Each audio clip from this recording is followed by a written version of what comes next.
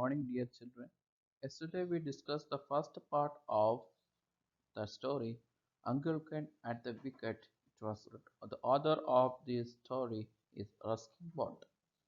Today we are going to discuss the second part of the story. Now let's get started. So yesterday we have stopped where we have stopped there. He has played in a cricket match. Still he is in the match. Now let's see what is there. Not out, said the umpire. The third ball took at the edge of Uncle Ken's bat and went through the slips. Lovely shot, exclaimed us elderly gentleman in the pavilion. Now let's find out. There are three words in this page. What are the three words? Now let's underline it. Now let us underline it. The first word is pavilion. See, pavilion is the first word. Second one is apples. See, and the third word is cantonment.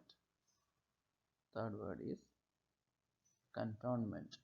These are the three words which we discuss, mainly we discuss in this page. Not out, said the umpire. The third ball took the edge of Uncle Ken's bat and went through the slips. Lovely shot. So one of the gentlemen from the pavilion has said that it is really a lovely shot. So what does it mean by a pavilion? Pavilion means a building where sports players change and have refreshment. That is called pavilion. A classic shot, said another. So different people have said about the shot. First one thought that it is a lovely shot. The second one was told the another one was a classic shot. So the ball reached the boundary and Uncle Ken had another 4 runs to his name. So people are thinking that actually this is the person Bruce Hallam.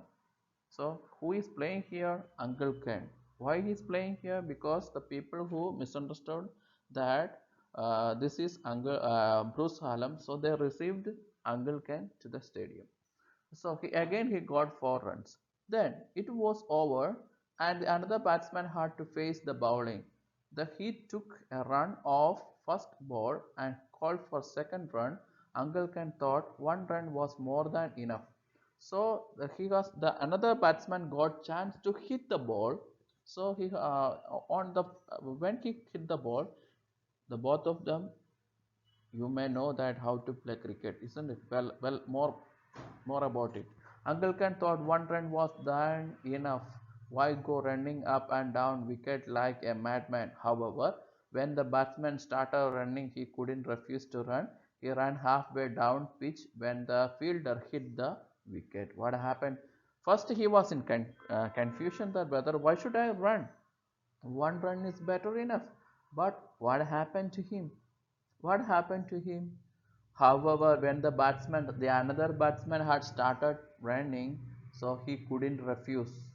He also, he also started to run, but in the halfway of the pitch, the fielder hit the wicket. Uncle Ken was run out. There could be no doubt about this time. He returned to the pavilion to the sympathetic applause of the crowd. Not this fault, not his fault, said the elderly gentleman. Actually, the elderly gentleman was talking about this situation that actually this is not the mistake of Bruce Hallam. I think this is not at all the mistake of Bruce Hallam. The another batsman shouldn't have tried to take 2 runs. There wasn't a run there. Actually, the run was not at all needed, but the another batsman tried to run to get the run he has run. Uncle Ken enjoyed a hearty tiffin take at noon, and then, feeling that he had done enough running around in sun, he felt at the stadium and took a Tonga to Aunt Emily's house in the cantonment. Finally, he has just moved. Cantonment. What does it mean by cantonment here? A temporary living quarters built by the army for soldiers.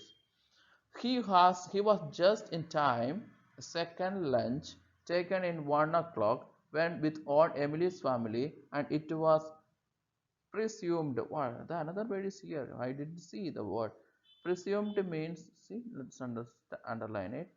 Presumed means at the stadium that the Bruce Hallam had left early to catch the train to Allahabad, where he was expected to play another charity match. So here let's see, presumed means taken to be true. So he was just time for the second lunch take at 1 o'clock with Aunt Emily's family, and it was presumed at the stadium that Bruce Hallam had left early to catch the train. So once the Bruce Hallam had another plan to visit Allahabad to play for a second charity, Aunt Emily, a forceful woman, fed Uncle Ken for a week. Actually, the plan of Uncle Ken to visit stay with her for a week. So grandmother has already told him don't be stay for a long because she has to feed her children and take care of the school too. And then put him to work looking after the small boys of her school. So actually what was the Anglican job? She has assigned him to take care of the small boys of her school. It was several months before he was able to save up enough money to buy a ticket and return to Granny's place.